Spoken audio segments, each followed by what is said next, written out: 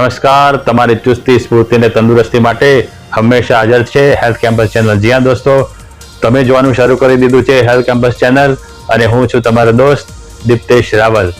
દોસ્તો, તમામ દોસ્તોનું સ્વાગત કરું છું અને નવા દોસ્તોને જણાવવાનું કે દોસ્તો આપણી હેલ્થ કેમ્પસ ચેનલ ઉપર તમારો જીવ બચી જાય. જી હા દોસ્તો, તમારો જીવ બચી જાય એવી અગત્યની માહિતી આપવામાં આવે છે. તો દોસ્તો, તમારો અને તમારા ફેમિલીનો જીવ બચી જાય એવી માહિતી માટે અત્યારે જ સબસ્ક્રાઇબ કરી નાખો અને બાજુમાં આપેલું બેલ આઇકન પણ દબાવી દો કે જેથી તમે કોઈ પણ ઇમ્પોર્ટન્ટ માહિતી ચૂકી ના જાઓ. દોસ્તો, આજે આપણે એક એવા શબ્દોની વાત કરવાની છે. એ શબ્દ આપણે આપણા પાછલા દરેક જે વિડીયો છે એમાં વાપરેલો છે અને સાથે સાથે આવતા વિડીયોમાં પણ વાપરીશું. એટલે દોસ્તો, આ એક શબ્દ છે અને એની સમજ આપણે રાખવી જરૂરી છે. દોસ્તો, આ શબ્દોને આપણે જો નહીં સમજીએ તો આપણે ડાયાબિટીસને હરાવી જ નહીં શકીએ અને ડાયાબિટીસની ઉપર આપણે વિજય મળશે જ નહીં. એટલે આ શબ્દને સમજવો જરૂરી છે અને શબ્દને સમજીને એની ઉપર એક્શન લેવી જરૂરી છે. એટલે દોસ્તો, આ શબ્દ છે ઇન્સ્યુલિન રેઝિસ્ટન્સ. જ્યાં દોસ્તો, ઇન્સ્યુલિન રેઝિસ્ટન્સ આ શબ્દ વારે ઘડીએ આપણે વાપરીએ છીએ અને ભવિષ્યમાં પણ દરેક વિડીયોમાં વાપરીશું અને વાક્ય વાપરીશું. એટલે દોસ્તો, આ શબ્દ એ તમારા ડાયાબિટીસને હરાવવા માટે ખૂબ અગત્યનો છે અને આજે આપણે ઇન્સ્યુલિન રેઝિસ્ટન્સને ઇત્મીનાનથી શાંતિથી સમજીશું. કારણ કે બીજા આપણે વિડીયોમાં જ્યારે ઇન્સ્યુલિન રેઝિસ્ટન્સ બોલીએ છીએ ત્યારે આપણી જોડે ટાઈમ નથી હોતો, સમય નથી હોતો કે આપણે એને ડિટેલમાં સમજીએ. કારણ કે યુટ્યુબની એક પોલિસી પ્રમાણે વિડીયો ટૂંકો બંધ રાખવાનો હોય છે અને સાથે સાથે દર્શકોની પણ પસંદગી એવી હોય છે કે વિડીયો ટૂંકો રાખો. એટલે વિડીયો ટૂંકો રાખવાની જે હોડ લાગી છે એમાં વિષયને બરાબર સમજાવી નથી શકાતો. એટલે દોસ્તો, આ વિડીયો આપણે સ્પેશિયલ ઇન્સ્યુલિન રેઝિસ્ટન્સને સમજવા માટે રાખ્યો છે અને ભવિષ્યમાં આવતા વિડીયોમાં હું આ વિડીયોનો રેફરન્સ આપીશ કે તમે આ વિડીયો જોઈ લેજો. એટલે આ વિડીયો તમે ધ્યાનથી જુઓ અને તમે આ વિડીયોને યાદ રાખજો. આની એક લિંક તમારા વોટ્સએપમાં કે એમાં શેર કરીને રાખજો કે જેથી હું કહું કે આ વિડીયો તમે એકવાર ફરીથી રિફર કરી દેજો તો તમારે વિડીયો શોધવો ના પડે. આપણા ચેનલ પેજ ઉપર તો ઉપલબ્ધ હોય જ છે, પણ તમે એક અલગથી લિંક મૂકી રાખજો અને એને વારે ઘડીએ જોજો. તમે આ વિડીયો વારે ઘડીએ જોશો તો જ તમારું ડાયાબિટીસ મેનેજમેન્ટ સક્સેસફુલ થશે. કારણ કે એક આપણા શરીરનું, આપણા મગજનું એક રિવિઝન કરવાની ટેવ હોય છે. જ્યારે રિવિઝન ના થાય ત્યારે આપણે વસ્તુ ભૂલવા માંડીએ અને વસ્તુ જ્યારે આપણે ભૂલી જઈએ છીએ ત્યારે પછી આપણે જે પહેલાં સરસ રીતે સાંભળ્યું હોય બેસીને અને આપણને એમ થાય કે એ જ કરીશું, એ પછી આપણે બધું કરવાનું ઓછું કરી દઈએ. એટલે દોસ્તો, તમારા મગજને સજાગ રાખવાનું જરૂરી છે અને રિવિઝન કરવું જરૂરી છે. એટલે આ વિડીયો તમે ઇન્સ્યુલિન રેઝિસ્ટન્સ, હવે રેઝિસ્ટન્સ એટલે શું? રેઝિસ્ટન્સ એટલે અવરોધ. તમે ગાડી લઈને જતા હોય અને રસ્તા વચ્ચે ફાટક આવી જાય કે અહીંયાથી રસ્તો બંધ છે, તો આ ફાટક જે આવી ગયું એને રેઝિસ્ટન્સ કહેવાય. એટલે દોસ્તો, ઇન્સ્યુલિન રેઝિસ્ટન્સ એટલે ઇન્સ્યુલિનના રસ્તામાં ફાટક. ઇન્સ્યુલિન જ્યાં જતું હોય આપણા કોષ જોડે એની વચ્ચે ફાટક આવી જાય, આ ફાટકને ઇન્સ્યુલિન રેઝિસ્ટન્સ કહેવાય, અવરોધ કહેવાય. દોસ્તો, અવરોધ કેમ ઊભો થાય છે એ આપણે ડાયાબિટીસને હરાવવા માટે સમજવું ખૂબ જરૂરી છે. દોસ્તો, આ અવરોધ ઊભો થવાનું પહેલું કારણ, જ્યાં દોસ્તો પહેલું કારણ આપણું બેઠાડું જીવન. જ્યાં દોસ્તો બેઠાડું જીવન એ આ ઇન્સ્યુલિનને કામ નહીં કરવા માટેનો જે અવરોધ ઊભો કરવામાં આવે છે એ અવરોધનું પહેલું કારણ બેઠાડું જીવન છે, જે આપણે એના માટે જવાબદાર છે. બીજું કોઈ ચેપ કે કોઈ રોગ જવાબદાર નથી, ફક્ત આપણું બેઠાડું જીવન એના માટે આપણે જ જવાબદાર છીએ. હવે દોસ્તો, બેઠાડું જીવન માટે શું થાય? બેઠાડું જીવનમાં આપણા પેટ ઉપર અને આપણે જ્યાં ચરબી જમા ના થવાની હોય એવી જગ્યાએ, એટલે કે આપણા સ્કેલેટન ઉપર, આપણા હાડપિંજર ઉપર, એટલે આ રીતે જ્યાં ચરબી જમા ના થવી જોઈએ એવી જગ્યાએ ચરબી જમા થાય છે. આ ચરબી કેમ જમા થાય? કારણ કે ચરબી વપરાતી નથી, આપણું જીવન બેઠાડું થઈ ગયું, આપણી તાકાત વાપરી જ નહીં એટલે તાકાતનો સંગ્રહ થઈ ગયો. આ ચરબીનો સંગ્રહ ક્યાં ક્યાં થાય છે? આપણા પેટ ઉપર, નિતંબમાં, એ રીતે એવી જગ્યાઓએ ચરબીનો સંગ્રહ થતો હોય છે. એટલે દોસ્તો, આ સંગ્રહ થઈ ગયો. આ સંગ્રહ થઈ ગયો ચરબીનો. સામાન્ય રીતે આપણે ચરબી એટલે કે ફેટને ડાયાબિટીસ જોડે સાંકળી નથી શકતા, પણ આ વધારાની ચરબી, જે વધારે ચરબી તમે ખાધી અને ના વાપરી, એ પણ ડાયાબિટીસ સાથે સીધી સંકળાયેલી છે. એ આની ઉપરથી આપણને જાણવા મળે છે. હવે આપણે બેઠાડું જીવન રાખ્યું, આપણા પેટ ઉપર ચરબી જામી ગઈ. હવે આ જે પેટ ઉપરની ચરબી છે, પેટ ઉપરની ચરબી બે ખતરનાક રસાયણ ઉભા કરે આપણા શરીરમાં અને આ ખતરનાક રસાયણોનું નામ છે ફ્રી ફેટી એસિડ્સ, અને આ ફ્રી ફેટી એસિડ્સના કારણે ઊભા થાય છે સાઇટોકાઇન્સ.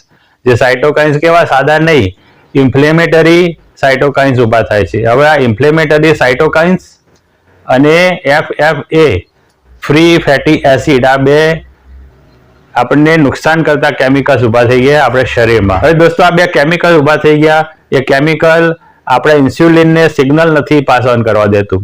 દોસ્તો, આપણા શરીરનું સંચાલન બે જાતના સિગ્નલિંગથી થાય. ક્યાંક તો એ ઇલેક્ટ્રોનિક સિગ્નલ હોય, જે મગજમાંથી ઇલેક્ટ્રોનિક સિગ્નલ આવે, અથવા એ કેમિકલ સિગ્નલ હોય. એટલે મગજ ઇલેક્ટ્રોનિક સિગ્નલથી આપણી ગ્રંથિને સિગ્નલ મોકલે, અને આ ઇલેક્ટ્રોનિક જે સિગ્નલ છે એનું રૂપાંતર કેમિકલ સિગ્નલમાં થાય અને કેમિકલ રિલીઝ થાય. આ કેમિકલ રિલીઝ થઈને આપણું આખું શરીર કામ કરતું હોય છે, આપણું આખું જે તંત્ર કામ કરતું હોય છે. એટલે દોસ્તો, આ ઇન્સ્યુલિનનું પણ કેમિકલ સિગ્નલ જવું જોઈએ. ક્યાં જવું જોઈએ? કોષના રિસેપ્ટર ઉપર. અને રિસેપ્ટર જોડે સિગ્નલિંગ થઈને ઇન્સ્યુલિન કામ કરે. હવે જ્યારે આ FFA એટલે કે ફ્રી ફેટી એસિડ ઊભા થઈ ગયા, અને એના કારણે ઇન્ફ્લેમેટરી સાઇટોકાઇન્સ ઊભા થઈ ગયા. આ બે વસ્તુ, જ્યાં દોસ્તો આ બે વસ્તુ આ સિગ્નલિંગ થવા નથી દેતા. જ્યારે આપણું બેઠાડું જીવન હોય, આપણા પેટ ઉપર ચરબી હોય, ત્યારે બે ખરાબ રસાયણ ઊભા થયા, અને આ રસાયણ આપણા ઇન્સ્યુલિનને કામ નથી કરવા દેતો. હવે ઇન્સ્યુલિનની સિગ્નલ કરવાની તાકાત, જે સિગ્નલ જાય પણ કામ ના કરે, સિગ્નલ જાય પણ કામ ના કરે, એટલે આપણું શુગર બાપડું અંદર નથી જઈ શકતું. અને અંદર ના જાય એટલે ક્યાં રહે? બ્લડમાં રહે. અને બ્લડમાં રહે એટલે શું થાય?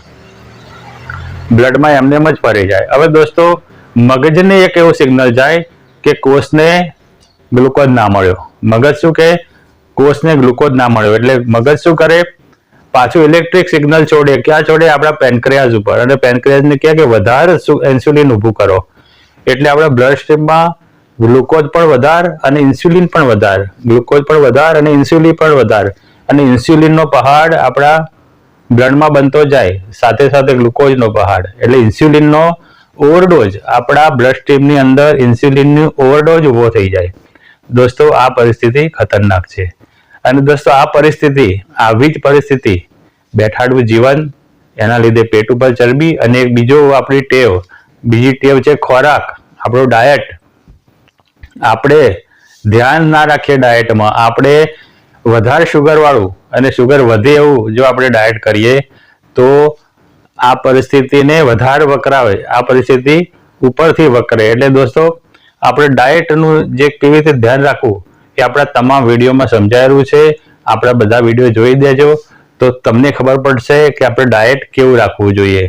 દોસ્તો, એના સિવાય આપણે કહીએ ને કે નિર્દોષ માણસ મરે છે. એટલે દોસ્તો, તમે બરાબર ડાયટ રાખ્યું હોય, તમારું જીવન પણ બેઠાડું ના હોય, પરંતુ દોસ્તો, તમારા પૂર્વજોએ ધ્યાન ના રાખ્યું હોય, તમારા જે ફેમિલી ટ્રી હોય છે, તમારા ફાધર સાઈડના અને મધર સાઈડના જે ફેમિલીના બધા જ જીન્સ તમારામાં ઉતરતા હોય છે. એટલે દોસ્તો, આ જે તમારું ફેમિલી છે, તમારા જે પૂર્વજો છે, જો પૂર્વજોની આદત ખરાબ હોય, પૂર્વજોએ જો બરાબર ડાયટ ના રાખ્યું હોય, પૂર્વજોની ખાવા પીવાની અને કામ કરવાની આદતો ખરાબ હોય, અને જો એમને પણ ડાયાબિટીસની અસર થઈ ગયેલી હોય, એમનું જીવન પણ બેઠાડું હોય, એમને પણ પેટ ઉપર ચરબી હોય, તો આ ફેમિલી ટ્રીમાંથી તમારામાં એ જીન્સ ઉતરશે. અને એ જીન્સ તમારું બધું જ બરાબર હશે, તો એ તમારું શુગરનું પાચન નહીં થવા દે, મેટાબોલિક ડિસઓર્ડર તમારો ઊભો થઈ જશે. અને આ જે જીન્સ છે, આ જીન્સના કારણે તમારું શરીર પહેલેથી જ એવું સિગ્નલ મેળવશે કે આપણે વધારે ઇન્સ્યુલિન જોઈએ છે. કેમ કે તમારા જે પૂર્વજો છે, પૂર્વજોએ એવી ટેવ પાડી દીધી જીનેટિક, કે આપણે ઇન્સ્યુલિન વધારે જ જોઈએ. એટલે એ જીન્સ આપણામાં ઉતર્યા અને ઓટોમેટિક મગજના સિગ્નલ ગયા કે ભાઈ ઇન્સ્યુલિન પ્રોડ્યુસ કરે જ જાઓ. એટલે દોસ્તો, જીનેટિક સિગ્નલની કારણે પણ તમારી ટેવો સારી હશે તો પણ ઇન્સ્યુલિન વધારે ઉત્પન્ન થઈ જશે. એટલે દોસ્તો, આ એક ત્રીજું કારણ હતું. હવે આપણે આગળ જોઈએ તો દોસ્તો, બીજા પરિબળોમાં હોર્મોનલ ઇમ્બેલેન્સ, જ્યાં દોસ્તો આપણે શરીરમાં હોર્મોન્સનું સિક્રેશન થતું હોય છે અલગ અલગ ગ્રંથિઓથી. લીવર પણ એક મોટી ગ્રંથિ છે, હોર્મોન્સ રિલીઝ કરે, પાન્ક્રિયાસ રિલીઝ કરે, થાઇરોઇડ રિલીઝ કરે. એ રીતે આપણી પિચ્યુટરી ગ્રંથિ હોય છે, એ પણ ગ્રોથ હોર્મોન રિલીઝ કરે. એટલે આ બધી જ ગ્રંથિઓ ભેગી થઈને જે હોર્મોન્સ રિલીઝ કરતી હોય છે, આ હોર્મોન્સનું રિલીઝ થવું ક્યાં તો વધી જાય અથવા ઘટી જાય, એવી જ્યારે એક પરિસ્થિતિ ઊભી થાય, ત્યારે પણ આપણું ઇન્સ્યુલિન જે છે એ ખૂબ વધારે પ્રોડ્યુસ થઈ જતું હોય છે અને ઇન્સ્યુલિનનો ઓવરડોઝ આપણા બ્લડમાં થઈ જતો હોય છે. એટલે દોસ્તો આ એક પાછું એવું પરિબળ છે જેમાં તમારો દોષ ખાસ નથી હોતો, પરંતુ એ તમારા જેનેટિક ફેક્ટર ઉપર આધાર રાખે છે અને હોર્મોનલ ડિસઓર્ડર થાય છે. દોસ્તો ભલે આ હોર્મોનલ ડિસઓર્ડર એની રીતે ઊભો થયો હોય, પરંતુ તમે એને કંટ્રોલ કરી શકો છો. તમારી ખાવા પીવાની આદત, એક્સરસાઇઝ એ બધું સુધારીને આની ઉપર તમે કંટ્રોલ મેળવી શકો છો. એટલે આ હોર્મોનલ ડિસઓર્ડર છે એ તમારા કંટ્રોલમાં છે, પણ જે જીનેટિક હતું એ જીનેટિક તમારા કંટ્રોલમાં નથી હોતું. એટલે દોસ્તો જ્યારે તમને જીનેટિક હોય ત્યારે તમારે બીજા સામાન્ય લોકો કરતાં વધારે મહેનત કરવાની, વધારે ધ્યાન રાખવાની જરૂર પડે. એવું બહાનું ના ચાલે કે મારે તો જીનેટિક છે. આ શબ્દ સગવડિયો છે કે મારે તો જીનેટિક છે એટલે હું કશું જ ના કરું. એટલે દોસ્તો ઉપરથી તમારે વધારે પ્રયત્ન કરવા પડશે. જીનેટિક છે એટલે તમારે વધારે સાવધાન રહેવું પડશે. અને દોસ્તો જ્યારે આપણે નાના જ હોઈએ, આપણે ડાયાબિટીસની ખબર પણ ના હોય, ત્યારે પણ આપણે ફેમિલી ટ્રીમાં જોઈએ કે કેવી આદતો હતી અને કેવા રોગ હતા, તો આપણે એ રોગ પ્રત્યે ત્યારથી જ આપણે સજાગ થઈ જવું જોઈએ. એટલે દોસ્તો હવે આપણે આગળ જોઈએ કે એવું બીજું કયું ફેક્ટર છે જે ઇન્સ્યુલિનનો ઓવરડોઝ કરે છે. તો દોસ્તો એ એક એવું ફેક્ટર છે કે જે ફેક્ટર તમારા કંટ્રોલમાં રહી શકે જો તમે ધારો તો, એ છે ક્રોનિક સ્ટ્રેસ. જ્યાં દોસ્તો સ્ટ્રેસ જ્યારે તમે લેશો ત્યારે તમારા શરીરમાં ખરાબ કેમિકલ્સ ઊભું થશે.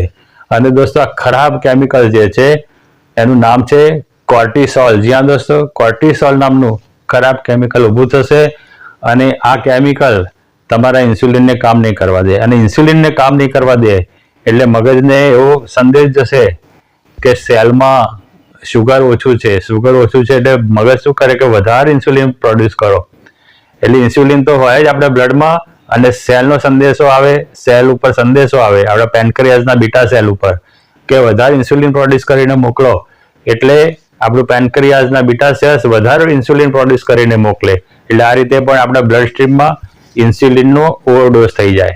દોસ્તો આપણે જોયું કે આપણા જે પરિબળો ડિસ્કસ કર્યા એ પરિબળોના કારણે આપણા બ્લડ સ્ટ્રીમમાં ઇન્સ્યુલિનનો ઓવરડોઝ થઈ જાય છે. હવે દોસ્તો આપણા શરીરની એક ટેવ હોય છે, એક આદત હોય છે કે જે શરીર આપણને પરિસ્થિતિ પ્રમાણે આપણું શરીર પોતાનું એડજસ્ટમેન્ટ કરતું હોય છે, જેને દોસ્તો હોમિયોસ્ટેસિસ કહેવાય. જ્યાં દોસ્તો આ જે હોમિયોસ્ટેસિસ છે એ હોમિયોસ્ટેસિસ એટલે શરીર એડજસ્ટમેન્ટ કરે શેની વિરુદ્ધ? બહારના પરિબળો વિરુદ્ધ. કોઈ મદ્રાસ ના હોય ભાઈ, એ મદ્રાસના ભાઈ જો કાશ્મીર જાય તો કાશ્મીર જાય ત્યારે શરૂઆતના દિવસોમાં એમને ખૂબ ઠંડી લાગે. એટલી ઠંડી લાગે કે રહી ના શકે, કારણ કે મદ્રાસમાં ગરમી હોય છે અને કાશ્મીરમાં ઠંડી હોય છે. હવે ધીરે ધીરે શું થાય, જ્યારે એ ભાઈ કાયમી રહેવાનું શરૂ કર્યું કાશ્મીરમાં, ત્યારે એમનું શરીર ટેવાય. એમનું શરીર ધીરે ધીરે ઠંડીની સામે એડજસ્ટ કરે. હોમિયોસ્ટેસિસ, જ્યાં દોસ્તો એમના શરીર એ હોમિયોસ્ટેસિસ પ્રક્રિયા શરૂ કરે અને કાશ્મીરની ઠંડીની સામે એડજસ્ટમેન્ટ કરે, એમનું શરીર ટેવાય. અને એ ટેવાયેલું શરીર પછી જ્યારે મદ્રાસ જાય ત્યારે એમને વધારે ગરમી લાગે. કેમ કે કાશ્મીરમાં એમનું શરીર ટેવાયું. હવે જો પાછા મદ્રાસ બદલી થઈ જાય તો પાછું મદ્રાસમાં એમને થોડો ટાઈમ લાગે, શરીર પાછું એડજસ્ટ કરે ગરમી માટે. ગરમી માટે શરીર એડજસ્ટ થાય, હોમિયોસ્ટેસિસ થાય અને એ પછી એ ભાઈ સ્ટેબલ થાય. એ જ રીતે દોસ્તો તમે બહુ હેડફોન વાપરો કે પેલું કાનમાં તમે જે ડૂચા રાખી શકો, રાખીને મૂકો, ત્યારે શું થાય, તમારું મગજ, તમારા કર્ણપટલ અને તમારા જે સિગ્નલિંગ જે એલિમેન્ટ્સ છે એ શું સમજે કે અવાજ બહુ છે, બહુ અવાજ છે, એટલે તમારી સાંભળવાની શક્તિ આપણું શરીર ઓછું કરી દે. અને સાંભળવાની શક્તિ જ્યારે ઓછું કરી દે ત્યારે તમે જે ડૂચા કાઢી નાખો ને પછી કોઈ બોલતું હોય તમારે ખાસ સંભળાય નહીં, તમારે બહેરાશ આવે. એટલે દોસ્તો બહેરાશ કેમ આવે કે તમારું શરીર ટેવાઈ ગયું વધારે અવાજ માટે, અને વધારે અવાજ પ્રમાણે એને તમારું કાનનું મિકેનિઝમ એડજસ્ટ કરી નાખ્યું. એટલે એ એડજસ્ટ થયેલું મિકેનિઝમ પછી તમારે ફરીથી સારું કરવું હોય તો એકદમ શાંત જગ્યાએ તમારે ખાસો ટાઈમ રહેવું પડે, ત્યારે કદાચ એ ફરીથી એક્ટિવ થાય. એ જ રીતે દોસ્તો ખૂબ પ્રકાશ તમારી આંખમાં પડે, તમારી આંખો અંજાઈ જાય તો થોડી વાર માટે તમને કશું પછી દેખાતું નથી હોતું. કેમ કે તમારી આંખો વધારે પ્રકાશ માટે એડજસ્ટ થઈ ગઈ, તમારી કીકી નાની થઈ ગઈ, કીકી નાની થઈ ગઈ અને પ્રકાશ પછી જતો રહ્યો, એટલે પેલા કીકી તો નાની જ હોય એટલે વધારાનું અંદર પ્રકાશ જાય નહીં એટલે તમને થોડી વાર માટે ના દેખાય. એ જ રીતે દોસ્તો તમારા શરીરનો કોઈ ભાગ તમે કાયમ ઉપયોગ કરો, સપોઝ તમે કારીગર છો અને હથોડી ને એવા સાધનોનો ઉપયોગ કરો છો, અથવા તમે રોજ સાયકલ ચલાવો છો, રોજ બાઇક ચલાવો છો, તો તમારો હાથનો આ ભાગ કડક થઈ જશે. એક કડક ભાગ એ સેટિંગ થઈ જાય. આપણું શરીર બધું સેટિંગ કરે છે. એ જ રીતે દોસ્તો ઘણાને ફટ દઈને દવા લઈ લેવાની ટેવ હોય છે. એટલે દોસ્તો એન્ટીબાયોટિક્સ, જ્યાં દોસ્તો સહેજ તાવ આવે ને તમે એન્ટીબાયોટિક્સ લો, સહેજ તાવ આવે ને તમે એન્ટીબાયોટિક્સ લો, અથવા તો તમે કોઈ એવા ડોક્ટર જોડે જતા હોય કે તમને તરત જ એન્ટીબાયોટિકનો હેવી ડોઝ આપી દેતા હોય, તો દોસ્તો પછી તમે ફરીથી બીમાર પડો ત્યારે એ એન્ટીબાયોટિક કામ ના કરે, એનો ડોઝ વધારવો પડે. કેમ? તમારું શરીર ટેવાઈ ગયું, તમારા શરીરે હેવી એન્ટીબાયોટિકના ડોઝ સામે એક રક્ષણ ઊભું કરી દીધું, પોતાની જાતને સેટ કરી દીધું. એટલે દોસ્તો શરીર સેટ થાય છે, એડજસ્ટ થાય છે. હોમિયોસ્ટેસિસ, જ્યાં દોસ્તો શરીરનું હોમિયોસ્ટેસિસ થાય છે, આપણું શરીર હંમેશા એડજસ્ટ કરે છે. શેની સામે? પરિબળોની સામે આપણું શરીર એડજસ્ટ થતું હોય છે. એટલે દોસ્તો હેવી એન્ટીબાયોટિક જ્યારે તમે લો ત્યારે પછી નેક્સ્ટ ટાઈમ તમે બીમાર પડો ત્યારે એનો ડોઝ વધારવો પડે. એટલે દોસ્તો આ શરીરની એક કેરેક્ટરિસ્ટિક છે કે જે કંઈ પણ વસ્તુ હોય એની સામે શરીર એડજસ્ટમેન્ટ કરે. એ જ રીતે દોસ્તો જે ઘણા લોકો નશો કરતા હોય છે, ડ્રગ્સ લેતા હોય છે, ડ્રગ્સમાં પણ એવું થાય, પહેલા તમને કોઈ મિત્ર ફ્રીમાં ખવડાવે, પછી આદત પડે, પછી તમારા શરીરને જોઈએ, પછી તમે પૈસા ખર્ચીને એ ખાવા માંડો, એ પૈસા ખર્ચીને ખાવા માંડો, પછી તમારા શરીર એડજસ્ટ કરે, તમારું શરીર એડજસ્ટ કરે. નેક્સ્ટ ટાઈમ પછી તમારે વધારે ડોઝ જોઈએ, પછી નેક્સ્ટ ટાઈમ એનાથી પણ વધારે ડોઝ જોઈએ, પછી નેક્સ્ટ ટાઈમ એનાથી પણ વધારે ડોઝ જોઈએ. તમારું શરીર બી જાય અને તમારા પૈસા જાય. એટલે દોસ્તો નશામાં પણ આ શરીર આપણું એડજસ્ટ કરતું હોય છે. કોઈ પણ નશો, બીડી, સિગારેટ, દારૂ, દરેકમાં આપણું શરીર એડજસ્ટ કરે કે પહેલા તમે જે લેતા હોય એની સામે એડજસ્ટ થઈ જાય, પછી તમને એનો નશો ના ચડે એટલે ફરીથી તમે વધારે નશો લો. એ રીતે શરીરનું એડજસ્ટમેન્ટ થતું રહે અને તમે નશો કરતા જાઓ. એટલે દોસ્તો આ રીતે આ પણ એક સારું ઉદાહરણ છે કે શરીર એડજસ્ટમેન્ટ કરે છે. એ જ રીતે દોસ્તો શરીર આ ઇન્સ્યુલિનનો જે ડોઝ, ઓવરડોઝ આવ્યો, ઓવરડોઝની સામે એડજસ્ટમેન્ટ કરી લે. શરીર શું સમજે કે આટલું ઇન્સ્યુલિન તો અમારા શરીરમાં હોય જ છે, એટલે એની સામે મારે એ રીતે એડજસ્ટમેન્ટ થવાનું. એટલે દોસ્તો આપણું શરીર જ્યારે એવું એડજસ્ટ થઈ જાય ઇન્સ્યુલિનના હેવી ડોઝ સામે, એટલે એનું ઇન્સ્યુલિનની સેન્સિટિવિટી ઘટી ગઈ કહેવાય. જ્યાં દોસ્તો હવે શું થાય, ઓછું કામ કરવા માટે વધારે ઇન્સ્યુલિનની જરૂર પડે, સાવ ઓછું કામ કરવા માટે ખૂબ વધારે ઇન્સ્યુલિનની જરૂર પડે. એટલે કે સેન્સિટિવિટી જતી રહી. તમે કોઈને રોજ ટોક કરો તો તમારા પ્રત્યેની સેન્સિટિવિટી માણસની જતી રહેશે. કેમ કે પછી તમારું કહ્યું જ નહીં માને, કારણ કે એ રીઢો થઈ ગયો. એટલે આપણું જે આ ઇન્સ્યુલિનની મિકેનિઝમ છે એ પણ રીઢી થઈ ગઈ. એ હવે ઇન્સ્યુલિનનું નહીં સાંભળે, વધારે ઇન્સ્યુલિન જોશે. એટલે દોસ્તો આપણું શરીર ઇન્સ્યુલિનની સેન્સિટિવિટી ગુમાવી દીધી, એને શું કહેવાય? ઇન્સ્યુલિન રેઝિસ્ટન્સ ઊભું થઈ ગયું. જ્યાં દોસ્તો ઇન્સ્યુલિન રેઝિસ્ટન્સ એ ઇન્સ્યુલિનના ઓવરડોઝના કારણે ઊભું થઈ જતું હોય છે. અને ઇન્સ્યુલિનનું ઓવરડોઝ કેમ થઈ જાય છે? કારણ કે આપણા શરીરને ઇન્સ્યુલિનના સિગ્નલો પહોંચવામાં આપણે જે ડિસ્કસ કર્યા એ પરિબળો નડી જાય છે. એટલે દોસ્તો આ રીતે આખું એક ખરાબ સાયકલ ઊભી થઈ જાય છે અને આ પરિસ્થિતિનું એક કુંડાળું બને છે. કુંડાળામાં જો તમારો પગ પડ્યો તો એ એમાંથી બહાર નીકળવું મુશ્કેલ થઈ જાય છે અને બહાર નીકળવા માટે ફરીથી પાછી શરીરને આદત પાડવી પડે છે. જેમ કાશ્મીરમાં ગયેલા જે ભાઈ છે એ મદ્રાસમાં ગયા અને થોડો ટાઈમ રોકાયા ત્યારે એમનું શરીર ફરીથી ગરમી માટે ટેવાયું. એ જ રીતે તમારા શરીરની ઇન્સ્યુલિન રેઝિસ્ટન્સની જે પરિસ્થિતિ ઊભી થઈ ગઈ એને સારી કરવા માટે તમારે ફરીથી શરીરને કેળવવું પડશે. ઓછું ઇન્સ્યુલિન ઊભું થાય, ઓછું ઇન્સ્યુલિનનો ડોઝ આપણા પેનક્રિયાસમાંથી ઊભો થાય એવા પ્રયત્નો કરવા પડે. હવે દોસ્તો એવા પ્રયત્નો કરવા પડે એ કયા પ્રયત્નો હોય છે એ આપણા તમામ વિડીયોમાં આપણે સમજાયેલું છે અને આવતા વિડીયોમાં પણ સમજાવીશું.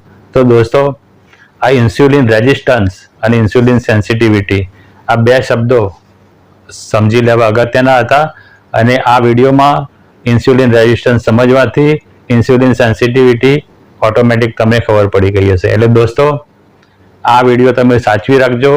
તમને દર વખતે રેફરન્સમાં કામ આવશે અને તમે જ્યારે ભૂલી જશો ત્યારે એનું રિવિઝન કરવા માટે પણ કામમાં આવશે.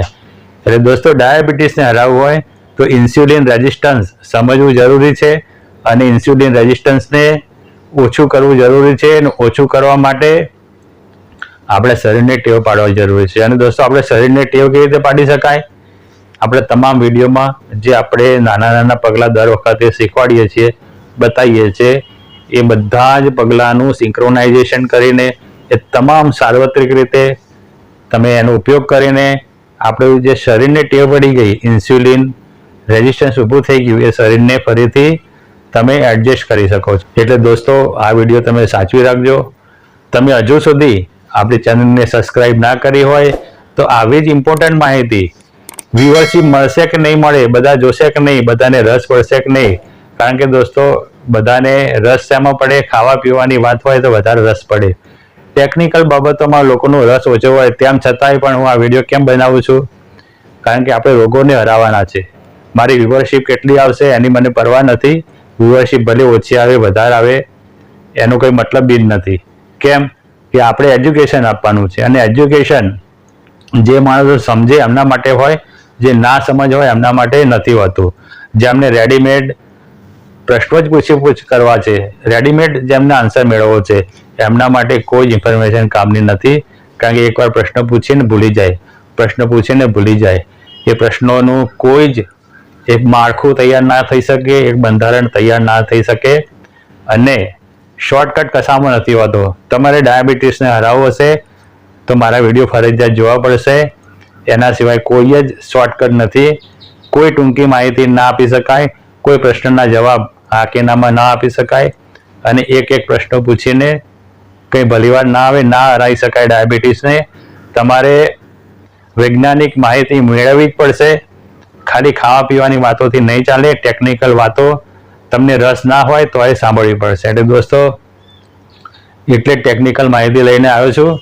ભલે આ વિડીયો ઓછો જોવાય એની મને પરવા નથી. તો દોસ્તો, તમને આ વિડીયો કેવો લાગ્યો એ કોમેન્ટમાં જરૂરથી જણાવજો અને વિડીયોને લાઈક જરૂરથી કરી દેજો. કેમ કે તમારી એક લાઈક અને કોમેન્ટ અમારો ઉત્સાહ વધારે છે અને તમારા માટે નવી નવી ઇન્ફોર્મેશન લેવા માટે આપણી ગાડી દોડે છે. એટલે ગાડીમાં પેટ્રોલ તો ભરવું જ પડે ને, નહીં તો ગાડી અટકી જાય.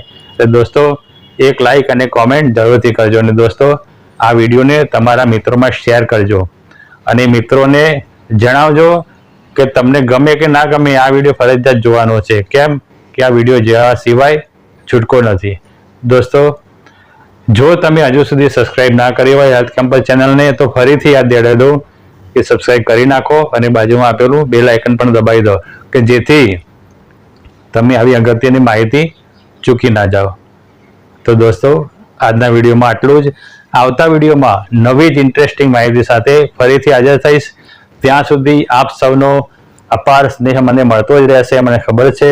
અને તમારા અપાર સ્નેહ માટે ખૂબ ખૂબ આભારી છું. ખૂબ ખૂબ ધન્યવાદ. આપની રજા લઉં છું. જય હિન્દ.